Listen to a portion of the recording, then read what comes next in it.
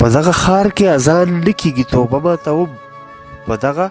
ښار کې اذان نه کېږي توبه ماته وم خدایه د خپل زړه په درزا باندې روژه ماته وم او خیر دی نن ته زما د درد په سمندر کې ډوب شه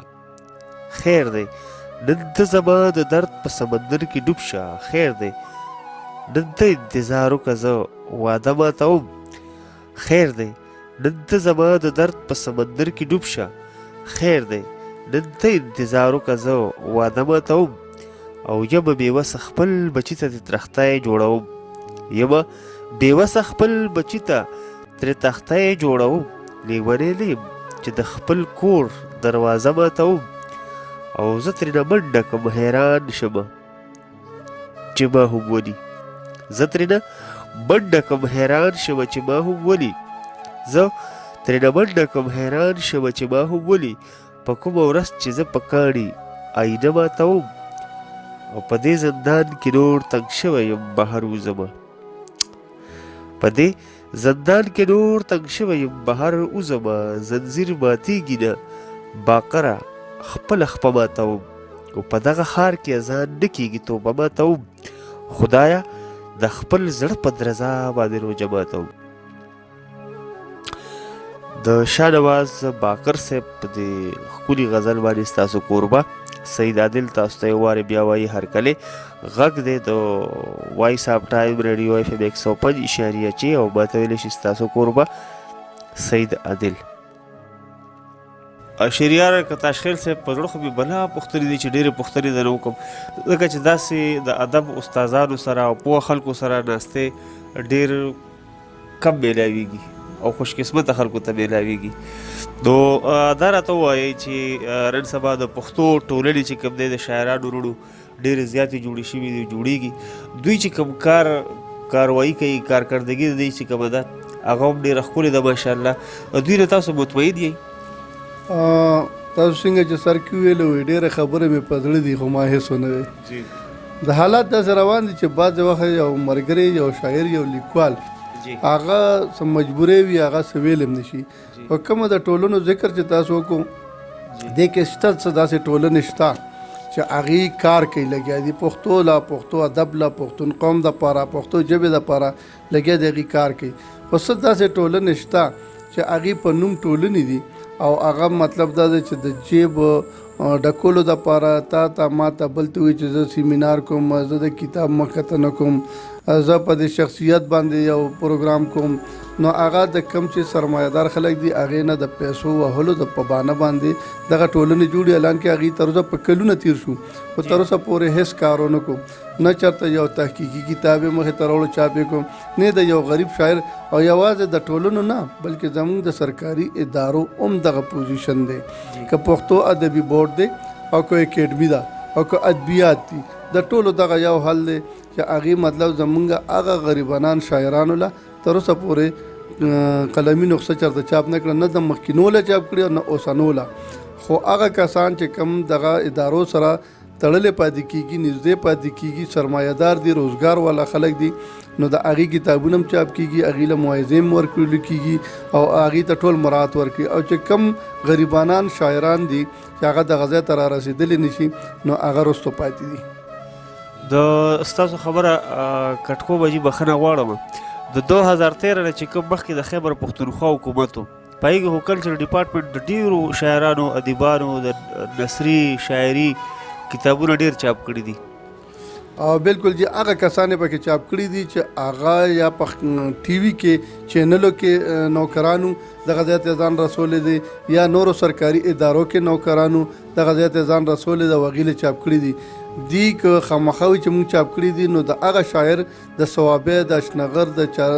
مردان د سوات د ملکند د کوواټ د ډیخان د هغه شاعر چې په هغه کلي کې خلک پیژني او دې ځای ته نشي را رسېدی او هغه غریب دی یا زمینداري کوي مزدوري کوي او هغه ما سره په پېښور کې داسې هلکان څه تکړه هلکان څه شاعران دي مونږ له ټولنې له مرادي چې هغه غریبانان یا رشکه چلی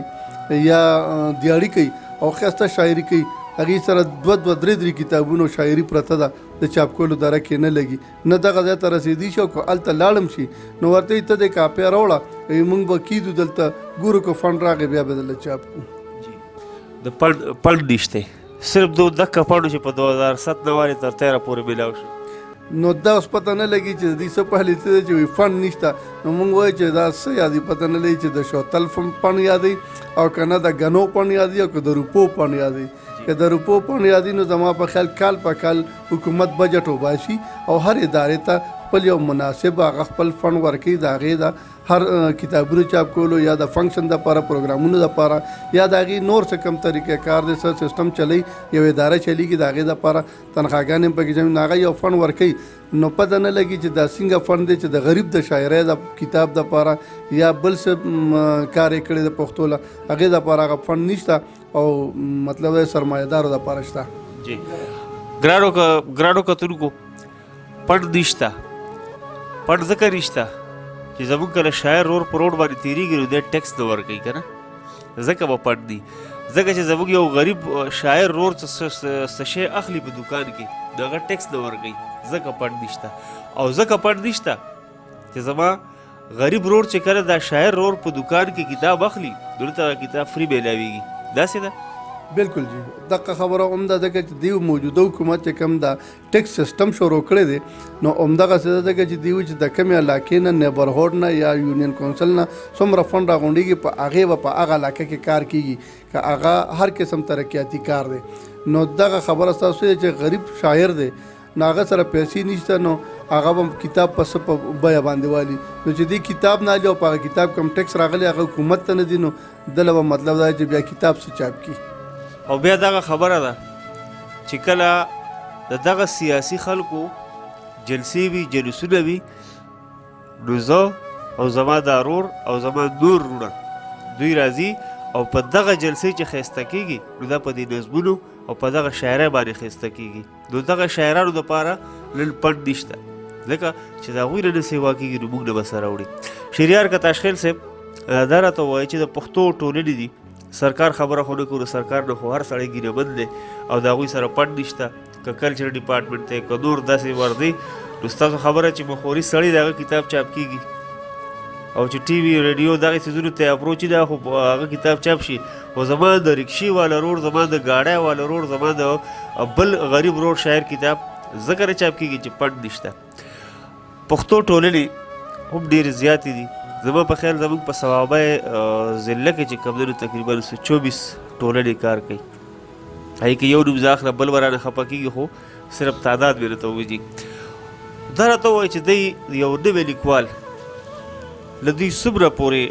خصمانه کولی شي دا ټولنې چې کوم د پښتو شاعرانو چې کومې ادبي ټولنې دي ادبي جرګې دي دی د یو نوي لیکوال څومره پورې خصمانه کولی شي؟ ډېره ښه خبره ده. ښه سوال هم وکړو. زه بله ورځ د 400 روډ ناګومان کې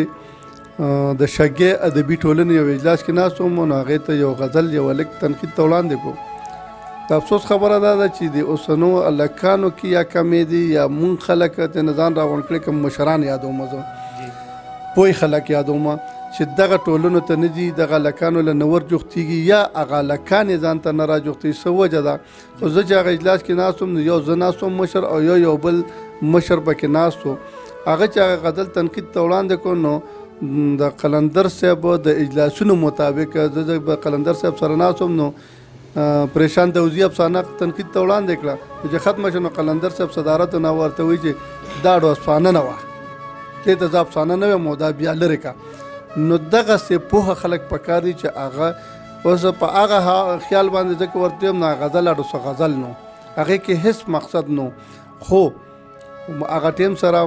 زم پې خاموشه پاتې شوم او بل ملګری هم پې خاموشه پاتې شو ځکه چې موږ سره نور پوهه خلک نو چې په هغې تنقید کړی وي او زموږ کار د تنقید سره ونه چې موږ پې تنقید کړی وي ځکه چې موږ یې میلمانه کړو مشران کړي یو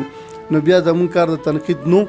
ځکه چې تنقید به نور خلک کوي او اخري چې کوم میلمه یا صدارت د چایو نه به اخري خبرې پې باندې کوي نو دغه موږ تنقید پې کولی نه شو.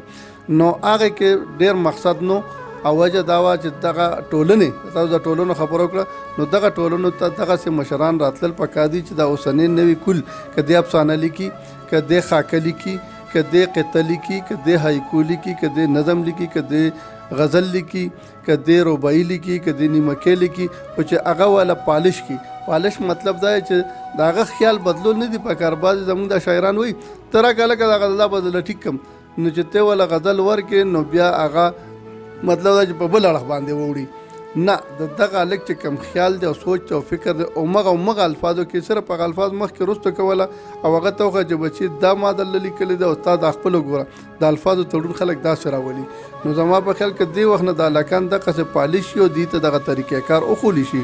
نو زمونږ وخت چې دا هلکان را رسي نو دوی نه به یو ښه د ټاپ شاعران او د ټاپ لیکوالان جوړ شوي وي شهریار صاحب ستاسو په علاقه باندې چې کوم نارینه شاعران دي هلکان دي هغوی خو راشي خپل غزل تنقید ته وړاندې کړي مشران راشي تنقید پرې وکړي یا داسې د هغوی ته څه نه څه حوصله افزایي میلاو شي د دې سره ستاسو په علاقه کې چې کوم داسې زنانه دي چې هغوی په کور کې لیکل کوي د هغوی تربیت چې کوم دی ښه ښکلی روان دی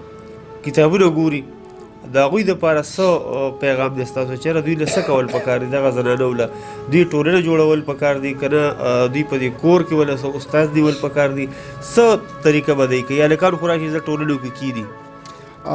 د پېښور په حواله به زه وایم چې دلته زمونږ د پېښور یو ټولنه شته هینکو سپیکینګ والا جنکۍ پکې راغونډې شوي دي او هغې د خواتین په نوم یو تنظیم جوړ کړی دی هغه پښتو کې هم شاعري هغې کوي او په اردو کې هم کوي او هندکو کې هم کوي نو پېښور کې داسې یو تنظیم شته او زموږ زیاتره د پېښور جینکۍ هغې ته اجلاسونو ته ځي او هلته زده کړه کوي پاتې شو زموږ کلیوال علاقې دغلته پکار دي چې هغه قابلې جینکۍ شته په ډېرو علاقو کې مشران زنانه پاتې شوي دي اکیډمۍ کې هم ډیوټیانې کړي دي بیا ریټایر شوي دي هلته پاتې ځای په دی هغې له پکار دي چې خپلو کورونو کې دغه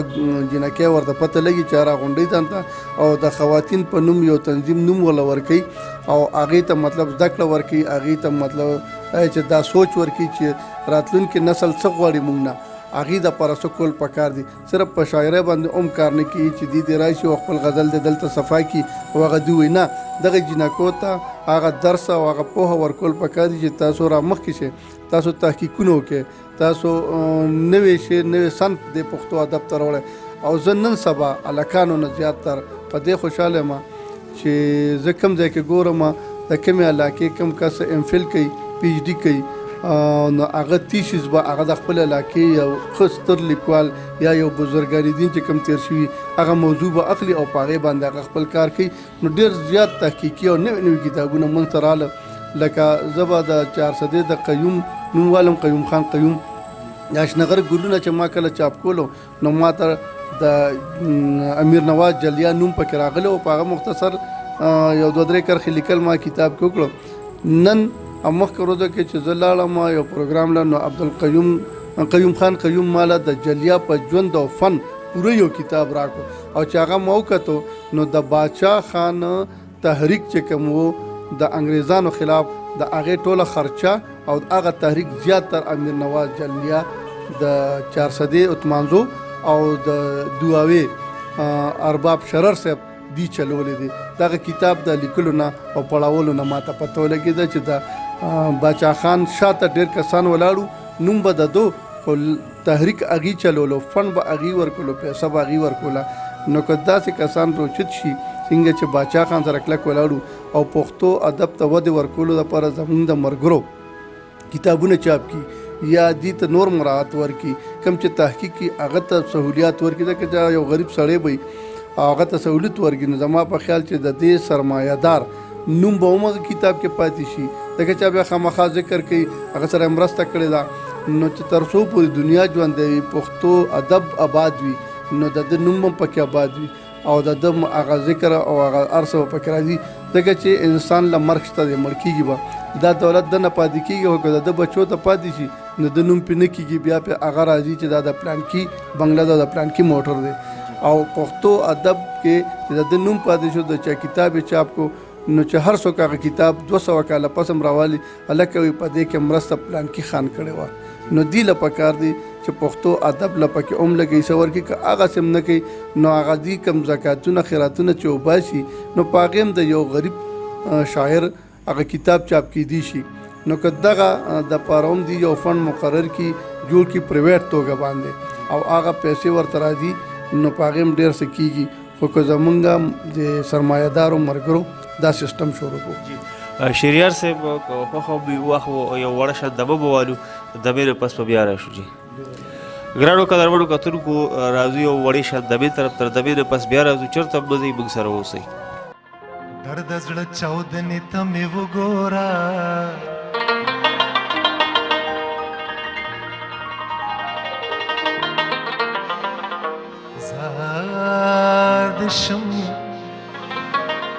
زار دې شم لمنې ته مې وګوره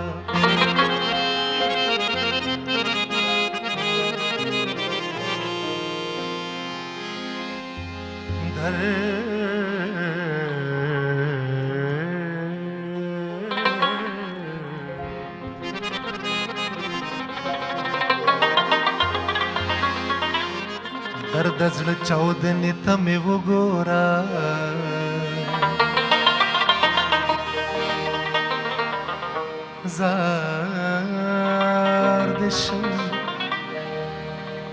جار دې شم لمنې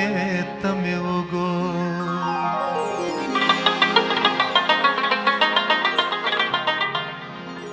کله مې مازغه کله زړه سکونډي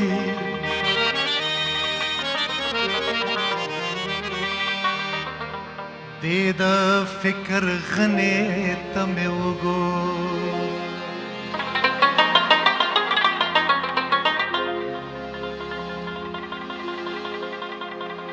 لاس کړل جوړا سترګې جرګا جرګا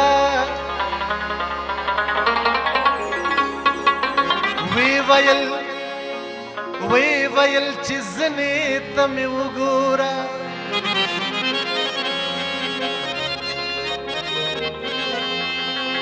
نه لګوي خوله د ننګو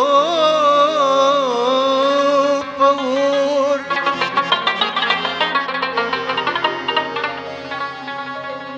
تندې قبر جنې ته مې وګوره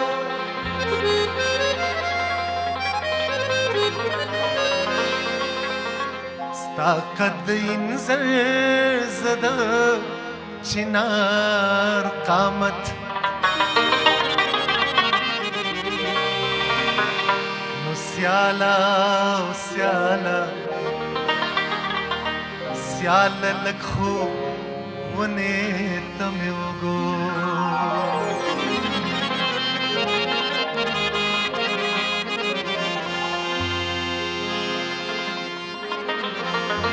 زما د زړه کوي غلاګانې سترګې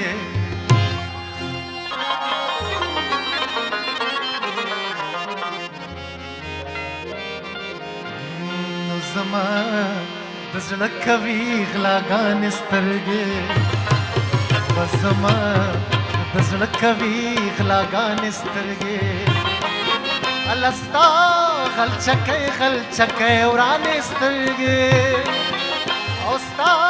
غلچکۍ ورانې سترګې ورانې سترګې ورانې سترګې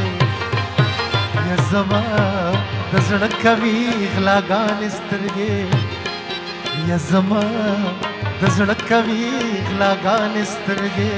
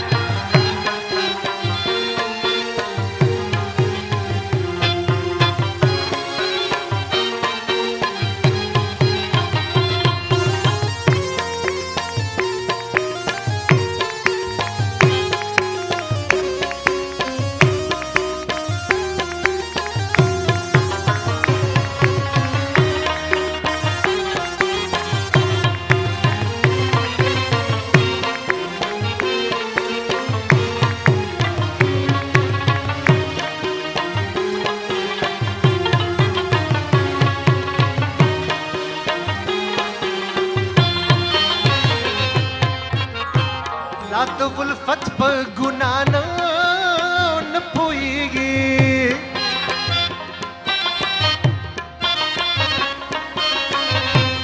لا د ولفت په ګنا نه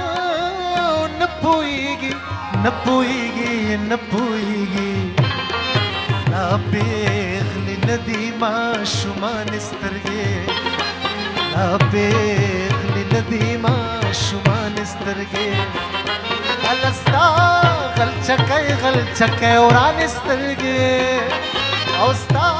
غلچکۍ وران سترګې وران سترګې وزما زړه کوي غلاګان سترګې یا زما د زړه کوي غلاګان سترګې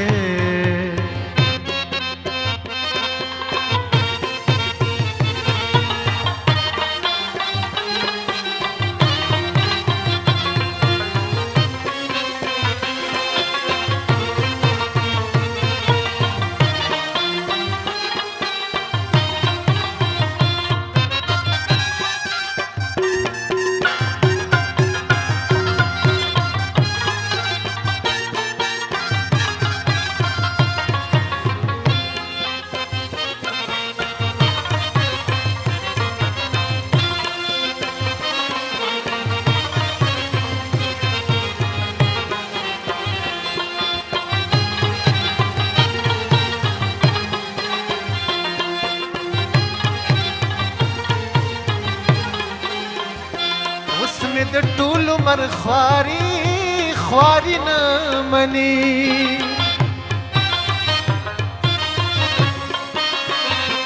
اوس مې د ټول عمر خواري نه مني هاي خواري نه مني دومره د نوي بې ایمان سترګې دومره د نوي بې ایمان سترګې الستا غلچکۍ وران سترګې او ستا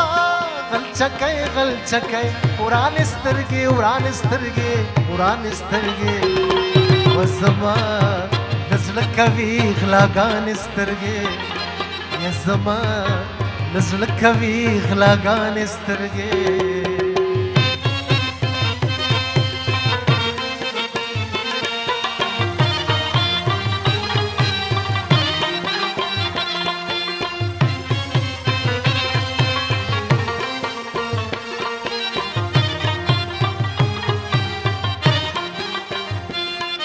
د بڼو په سر خبرې کوي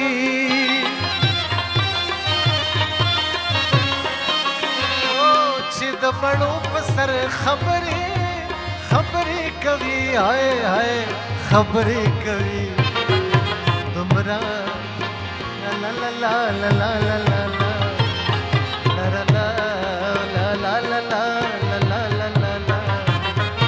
الستا غلچکۍ وران سترګې او ستا غلچکۍ وران سترګې لا لا لا لا لا لا لا لا لا لا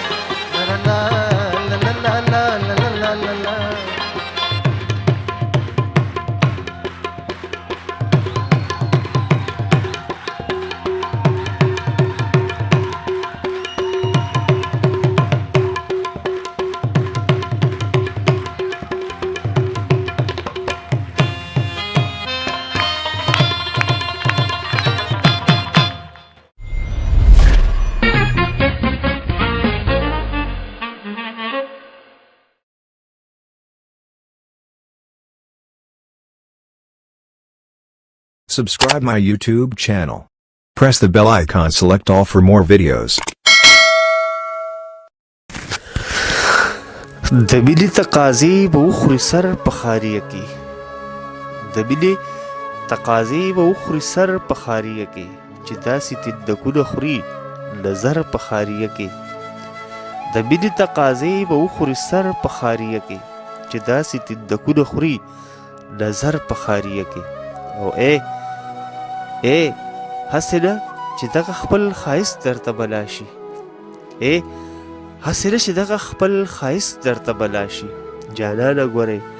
پورې ساته ور په خاریه کې او زموږ د مسافرو عجیبه غوندې ژوندون دی زموږ د مسافرو سر په خاریه کې د حسین احمد صادق صاحب په دې ښکلي شعرونو باندې ستاسو کوربه سید عادل تاسو ته یو وارې بیا وایي هرکلی غږ دی د وایس آف ټایم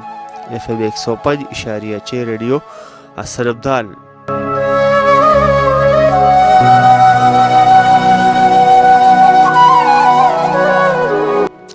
شهریار کتاشخیل صاحب که خوښه مې په موسیقۍ باندې به لږه خبره وکړو د پښتو موسیقۍ باندې نن سبا چې کومه موسیقي په فلمونو کې د پښتو په فلمونو کې ښودلی شي دغه موسیقي زموږ وروڼه اوري کور خو ته نشم ویلی چې کورونو کې موږ اورو ځکه چې ډېر څه بل شان موسیقي ده او څه بل شان الفاظ پکې استعمالیږي د دغه شاعرۍ چې کوم دی په عام ولس باندې څنګه اثر دی او بیا د دې مخنیوی به موږ څنګه کوو بالکل جی مخنیوي خو دا د حکومت ذمہواري ده ځکه چې سنسر بورډ هغې جوړ کړی دی خو زما په خیال چې سنسر بورډ کار نه کوي په دلته که سی ډي فلم دی ډرامه ده او که نه غټې سینماګانو باندې کم چلیږي بس هلته کې تیاریږي او راځي ډایرکټ سینما کې هغه مطلب خلک ګوري نو دغه کنټرول دا د حکومت کار دی چې سنسر بورډ یې جوړ کړی دی نو په کار دی چې د هغې ته دا سنسر بورډ ته وړاندې شي خو هغې کې بله خبره هم دا ده چې هغې کې سنسر بورډ کې څو کسان ناست دي او هغه مستقل ناست دي چې د کله نه راغلي دي هملته ناست دي نو چې کله زه په لکونو کروڑونو روپۍ په یو فلم باندې ولګوم نو هغه خلک نه ګوري هغې له ماله بیا بزنس دی زه به بزنس کوم هغه پیسې به پرې راغونډوم نو هغې کې به زه مطلب فحاش د اخلاقو نه بهر د ادب نه بهر ډانسونه اچوم نو چې اچوم نو که هلته سنسر بورډ ولا هغه سنسر هم کی نو د سنسر بورډ یو ممبر لدی بلې پټې پیسې ورکې ورته وي به دغه سندرې لري که دا پکې راله واچوه نو هغه بیا راشي نو دی هغه ځای نه مطلب دا چې ډیپلوما اجازه تر څه والي دا مونږ سنسر کو جي او چې سینما ته راشي نو هغه غیر اخلاقي ډانسونه پې باندې راځي نو دی باندې چک پکار دی څنګه چې د بازار په نورو دوکانونو باندې کمشنر چک ساتي نو په دغه باندې چک ساتل پکار دی کمشنر له پکار دی چې دغه سینماګانو ته لاړ شي د فلم روان وخت کې چې وګوري چې دې کې کم ډانسونه روان دي یا کم پکې چلیږي او د هغې خلاف دی ایکشن والی خفیه طور لاړ شي خفیه طور جي خفیه عام ولس پر دې مخنیوی څنګه کوي عام ولس له پکار دی چې زما په خیال چې اوس خو ورته زم نه څوک ځکه چې ډراما فلم دا چې دی دا ټول جیب ته راغلی دي په سوشل میډیا باندې هم مطلب نیټونه راخلي یا هغې ته موجود دي لاشي او دکان نه ورکوټه د یو اس بي کې راوالي ځان ته او پکې واجي غانې بجانې نو هغې مخنیوي خو زمونږ مشرانو له پکار دي چې کم سے کم تر 15 ساله پورې ماشوم له موبایل لاس کې ورنکي که هغه جنازه که الګ دی هغې نه پس بیا ورو موبایل داسې انداز کې ورکول پکار دي چې هغه بهر چرته ځي چې هغه سره په صرف رابطه کې ساده موبایل لکه ټچ موبایل نه او بیا د هغې نه پس چې دی کله 20 سال ته ورسي نو که بیا ټچ موبایل ځان له اخلي نو ښه خبره ده زمونږ سیسټم چې زیات خراب شوی د موبایل د لاسه خراب دی د ټچ سیسټم نه چې د ماشوموالي نه ټیک ده د فایدې شی هم دی خو زمونږ خلکو کې شعور کم دی نو ځکه د دې فایده نشي اخیستی د انګریز یا د غیر مسلمو خلکو ماشومان ډېر پوه دي هغې ته نه فایدې واخیستې زه ګورم په سوشل میډیا د 10 سال او د 12 سال ماشوم وي او په دې ویب سایټو کې لګیا وي کم هغې مطلب دا د سیسټم جوړ کو په کمپیوټر کې په نیټونو کې یا کم دغه شی جوړ کو مونږ خلک او مغه ډانسونو ته بربنډو ډانسونو ته او بربنډو فلمونو ته ناست یو نو دا د مشر کنټرول باندې کیږي او د هر کور مشر چې کوم مور ده کو پلار دی د هغې په کنټرول به کیږي شهریار کتاشخیل صاحب ستاسو ډېره زیاته مننه کوم خو راته دا ووایئ چې په ژوند کې ستاسو ژوند طرف ته لږ راځو هغې باندې خبره کوم ستاسو په ژوند کې داسې یو نه هېرېدونکې واقعه چې تاسو اوس هم رایاده کړئ نو خندا درنه درشي ادبي ژوند کې یا عام ژوند کې خندا خو ډېره کمه راځي ځکه چې چې هغه تېر وخت ته رایاد شي نو تاسو له لږه خندا درشي سکول په وخت کې داسې څه ډرامه ملګري وکړي یا داسې نور څه ادب چېرته تللی یا واپس راځي نو ګاډی دي یا شپی دا راځي پکې ډېرې مسلې داسې راغلې وې پکې خو ژوند چې دی نو دا ډېر د تړیسکو دی او دا د سختو تېرېږي چې ته کله کله پکې رڼاګانې راشي او رڼاګانې راوستل په زور پکار دي چې راولي یو سړی او داسې ډېرې واقعګانې خو ما ته پکې اوس خو ډېر نه یادېږي خو ډېرې پکې داسې تېرې شوي دي چې ستاسو خبره مونږ باندې سخته راغلی تکلیف راغلی دی ګیر شوي یو په یو لار کې او بیا مطلب دا چې هغې نه چې مونږ راوتي اوس چې هغه سخته هغه تکلیف را یادوو نو خندا راله راځي نو دا پکې وي زه کله کله خپلو ماشومانو سره بله ورځ مو ناست وم نو ما ورته دا یو خبره وکړله چې ستاسو عمره ماشوم وم نو پلار مې زما مشر خور له اتانې ورکړې او ورته وې د اختر په ورځ وې ځې لاړ شئ میلې له نو په هغې کې مونږ 4 وریان او یو خور دا مونږ میلې ته لاړو او هلته کې مونږ ځلوبیا واغېستې او سره کټوی هم واغېسته په هغې کې هم راوړلې مونږ له د ډیکي والا ګاډي هم واغېستل مونږ پکې کباب هم وخوړل او مونږ پکې چولې هم وخوړې او په هغې کې 10 پیسې مونږ واپس هم راوړې په اتانو کې او جی نو مطلب 4 ماشومان خوراکدار ته میله پکې وچلې د مونږ بیا هم پکې 10 پیسې نو هغه ماشومان وخندل وی دا ته کومې خبرې کوې نو ما هم خندا راله نو ما ورته دا زه ستاسو غوندې د ماشوم والي خبره کوم چې نن ته ور وګوره او هغه ته ور وګوره خو هغه وخت کې پیسه کمه وه ارزاني زیات ښه ډېره وه ارزاني وه او کمه پیسه به خرج کېدله مینه محبت هم و او په هغې کې هغه کومه مینه چې مونږ سره وه مطلب خور بوتلو ما نه مشره خور ده او هغې نه بل مشر ور نه هغه را سره تللی او زه هم د ګوتې نیولم او بل یې په هغې مونږ 4 کسان په هغې باندې هم د اختر میله کړې وه نن په زرګونو روپۍ ماشوم له ورکړه هغه باندې مخامخ نه جي مخامخ چوکه پورې نه ځي وایي نشم مطلب وایي پیسې لګي دي او داسې یو واقعه شهریار صاحب چې تاسو ته اوس هم رایاده شي نو سترګو کې لږې اوښکې راشي جی بالکل واقعه صرف د والد صاحب محترم مرګ چې هغه بعضې انسان دې مونږ هم زو به مړه کېږو به بعضې مسایل داسې د ژوند راشي چې هغه زه ډېر مضبوط ولاړم او چې کله د شپې زه کښېنم نو ما له ژړا راشي چې افسوس چې پلار نشته چې ما له حوصله راکړې ځکه چې زما ملګري وو مغروران وو او هغه ما سره یو ټیم کې پاتې کېدل او د هغې هائی کورټ کې کیس چلېدو نو په هغې کې زه ګیر شوم نو پلار مې راته یو ورځ ووایي دا مېلمانه څوک دي مال دا دغسې چل دی او رور یې ګیر دی تاریخونو له زوره دوشي شنته اما دې داسې وکړه داسې وکړه او ټیک په شرط به ټیک شي ته ما تپوس ولې نه کوې په هغه ورځ چې ما هغه طریقه استعمال کړله هغه زمونږ هغه ملګری د جیل نه بری شو او پرېښودو د مشرانو تجربو مطابق هغې کار تاله نه کوي مشران هغې تا ته لار ښیي او په هغه لار باندې چې کشر لاړ شي هغه ته اسانتیا راشي نو د دغې لارښودنې دپاره اوس زه کله کله چې ما باندې څه مشکلات راشي نو زه کښېنم نو ما ته کور والا کله کله وي یا ماشوم یو کشر زوی مې دا راته نیغ ګوري چې یاره دا پلار خو خفه دی خو څه وایي نن لاړ شي مور پسې وي راشه پاپا وي خفه دی جاړي نه ما ته څه دي زه ورته یم یاره پلار مې رایا شو پلار پسې جاړم چې ما ته د لارښودنې څوک نشته دی وخت کې ځکه چې زمونږ ترونه نشته دی او ماماګان خپل ژوند کې لګیا دي ښه ډېر ماماګان دي خو خپل ژوند کې خپل سیستم کې لګیا دي نو یا تره یا پلار دا حوصله ورکوي بچي له او تره او پلار دواړه زمونږ نشته دغه پلار مور او د تره او د بابا د دې مثال د موبایل د چارجر دی چې دوی دغه موبایل له چارج ورکوي او دغه موبایل چې کله چارج شي بیا پې خلک د دنیا سره رابطه کوي نو چې کله مور او پلار ژوندي نو چې دی خپل اولاد له چې کوم دی دوی چارج ورکوي دغه حوصله والا ورکوي نو دوی بیا دنیا سره پې جنګېږي او پښتانه خبره کوي چې خدای دې د بېګو هم بشر سره کوي او د لګیالي کې نن زموږ سره مېلمه دی شهریار کتاشخیل صاحب سره موږ د دوی د ژوند او فن په اړه باندې ورسره د پښتو ادب او ثقافت په دې باندې مو خبرې اترې کوو نو راځئ چې اوس د شهریار کتاشخیل صاحب نه یو غزل واورو دا یو غزل دی جی ډېره موده مخکې مې لیکلو زوړ غزل دی په کراچۍ کې مې لیکلو تا لټوم تا له درځم چې تا به مومم که نه تا لټوم تا له درځم چې تا به مومم که نه ستا لو ستا واده اقرار وفا به مومم کنا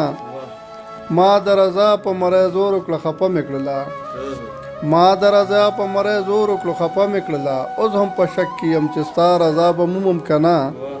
او د ژوند ریګزار کې مې خپیاب له ډېره منډه وکړه د ژوند ریګزار کې مې خپیاب له ډېره منډه وکړه پرون تاله نن مې دته سبا به مومم کنا او دا چې خپل ځان هم پکې نه وینم په منډه یمه دا چې خپل ځان هم پکې نه وینم په منډه یمه د دې تیارو نه چې وزم رڼا به مومم کنا دا چې خپل ځان هم پکې نه وینم په منډه یمه د دې تیارو نه چې وزم رڼا به مومم کنا چې ستا دورشل یې خړوب کړی د پخپلو وینو چې ستا دورشل یې خړوب کړی د پخپلو وینو د دې قطرې قطرې ګوګل دوا به مومم کنا او د خیال د خپل تاله والا ژوندون د بربادۍ په بدل د خپل تاله والا ژوندون د بربادۍ بدل کې ستا یوه نری غوندې خوږه مسکا به مومم کنا د خپل تاله والا ژوندون د بربادۍ په بدل ستا یو نری غوندې خوږه مسکا به مومم کنا او دا چې تار تار بسمې دي د دوران په پنجو دا چې تار تار بسمې دي د دوران په پنجو ځکه تاشخیل د دې ګریوان بها به مومم کنا تاشخیل د دې ګریوان بها به مومم کنا ډېر ښه شریار که تاشخیل صاحب زړه خو وایي چې ټوله ورځ ستاسو سره ناست یم ټوله شپه ستاسو سره ناست یم ستاسو سره دا خوږې خوږې خبرې اورېدې خو د وخت بلکل موږ سره ملګرتیا نه کوي نو په تلو تلو کې خپلو اورېدونکو نه به څه پیغام ورکول غواړي زه په اخره کې د وایس آف ټایم د ملګرو ډیره شکریا ادا کوم چې دلته راله او د خپلې قیمتي لحظې ما سره تېرې کړې زه خپل راتلونکي نسل ته موجوده کل ته دا پیغام ورکول غواړم چې تاسو مهرباني وکړئ خپل تعلیم جاری وساتئ او که کله ستاسو تعلیم د څه وجوهاتو په وجه پاتې کېږي نو ورسره هنر زده کړئ ټیکنیکل کم کار چې هغه هر څه کار چې وي هغې ته توجه ورکړئ نو انشاءالله چې ستاسو ژوند به بالکل په آرام او په سکون کې وي او د موجوده وخت چې کوم غلط محفلونه دي د هغې نه ځان وساتئ نو انشاءالله چې تاسو ته به په ژوند کې هیڅ کله مشکلات نه راځي په آخر کې بیا د وایس آف ټایم ډیره مننه کوم ډیره زیاته مننه شکر څه دي دا په خپو کې د دې څه دي چې یو ساس شانې پیدا شي چې خپل غم غلطوي ده یا قربان اواز کوي ده خپل زخمی زړګي له ګوره تسلي جوړ ورکوي ده چې سندره دا شروع کړي نو په یو هنګ شانې پیدا شي تور غرونه ولړزېږي نوی ترنګ شانې پیدا شي د غیرت نه ډکه ښکاري لیونی کېږي د غیرت نه ډکه ښکاري لیونی کېږي د همت په لوی میدان کې سپینني کېږي دغه ښکلې پیغله څوک ده سرګردانه د سحر نه تر ماښام څوک داسې دې بیدیا کې ما ته حال ویلی نه شي چې دا ښکلې پیغله څوک ته دومره قال ویلی نه شي ځان له سوچ کوم لګیا یم جوړ د غرونو شهزادګۍ ده یا کوی کاف نه جوړېدل ته څوک راغلی ښاپیری ده هغه وګوره رادرومي لکه مار چې راخویږي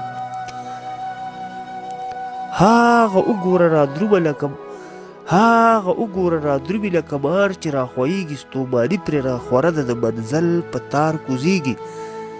دا د حسن په دنیا کې د غرور نه مبرا ده دا په ډیرو نه پوهیږي بس سوده وفا ده هغه وګوره رادرومي لکه مار چې راخویږي ستوماني پرې راخوره ده د منزل په تار کوزیږي دا د حسن په دنیا کې د غرور نه مبرا ده دا په ډیرو نه پوهیږي بس سوده وفا ده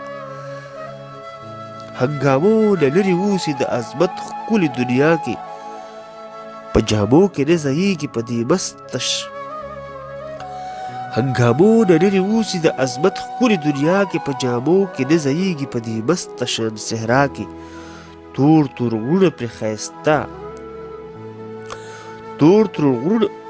تور غرونه پرې ښایسته ښکلې پیغله مې د غره ده په شبنم کې لمبېدلې سره غوټه یې مې د سحر ده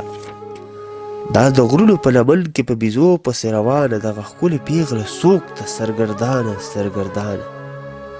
د دا د غرونو په لمن کې په بیزو پسې روانه دغه ښکلې پیغله څوک ده سرګردانه تور غرونه پرې ښایسته ښکلې پیغله مې د غره ده په شبنم کې لمبېدلې سره غوټۍ مې د سحر ده دغه ښکلې پیغله څوک ده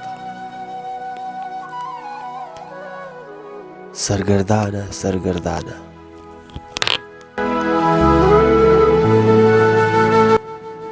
ګرانو قدرمنو کتونکو دا وه د نن ورځ د ننګیالو ننګیالۍ چې تاسو پکې د شهریار کتاشخیل صاحب نه ډېرې خوږې او درنې او ګټورې خبرې واورېدې د وایس آف ټایم رادیو FM 105.4 د ټول ټیم د ټول سټاف ډېره زیاته مننه کوم چې موږ له دا مقرره کړه چې موږ لاړ شو د خپلو شاعرانو ادیبانو وروڼو سره کینو د هغوی نه څه زده کړو او هغه خبرې د هغه زده کړه هغه علم هغه هنرونه راوړو او ستاسو سره د هوا په چپو باندې درو شیندو د دې سره د هغه ټولو مینوالو ډېره زیاته مننه کوم چې زموږ د خپرونو ډېر په خاموشۍ سره واورېده او زموږ د خپرونه یې خوښه کړه د هغوی یو جهان مننه د هغې نه علاوه د هغه مینوالو هم ډېره زیاته مننه چې موږ ته SMS کړي دي چې موږ ته کارونه وکړل خو شامل پکې نه شو د هغوی هم یو جهان مننه ورسره د هغه مینوالو هم ډېره زیاته مننه کوم مینوال چې زموږ سره د ګرځېنده په لار راتلل غواړي خو څه مجبورتیا وي څه د مجبورو د وجې رانړل د هغوی هم ډېره زیاته مننه په تلو کې د یو وړوکې شان یو دوه درخواستونه در کومه ته پیش کومه او پیغامونه ورته ذکر ویم چې پیغام خو ډېر لوی خلک ورکوي او زه خو ستاسو د خپو خاورې نو درخواست لومړی دا دی چې خپلو بچو له په لاسو کې قلم او کتاب وله ورکوي د هغوی د لاسو نه نشه یي څیزونه ټوپکې تماچې په رضا واخلئ په زور یې واخلئ خو په لاسو کې وله د یو روښانه مستقبل په شکل کې قلم او کتاب وله ورکوي دویم عاجزانه درخواست چې پښتو وایئ پښتو لیکئ پښتو لولئ او پښتو کوئ هم او په آخره کې دغه یو څو ټپې شهریار کتاشخیل صاحب ته ډالۍ کوم چې الله دې بیا راوله یاره ماشوم زړګی مې درپسې جړا کوي نه او چې رخصت اخلې منګول راکه چې پناه کېږي مخ راواړوه مینه او دا ته چې زه اخر به لاړ شي ما ته ګړی په ګړی مه وایه چې زما ګرانو قدرمنو کتونکو اورېدونکو په دې ځای باندې خپل کوربه سیدالدین له د عباسي یوسفزي صاحب د یو شعر سره ورکړه اجازت د خدای دپاره پښتنو ځانونه وپېژنئ ستاسو دپاره خو به ځان له پیغمبر نه راځي چېرته هم چې ښاد آباد او شر او بریالي اوسئ کور مو ودان د لوی الله په امان خپل ځان ته بیره تر کما بې عیده جوړ اختر کما لا لا لا لا لای لای لای لای لای لا لا لا لا لای لای لای لای لای لا لا لا لا لای لای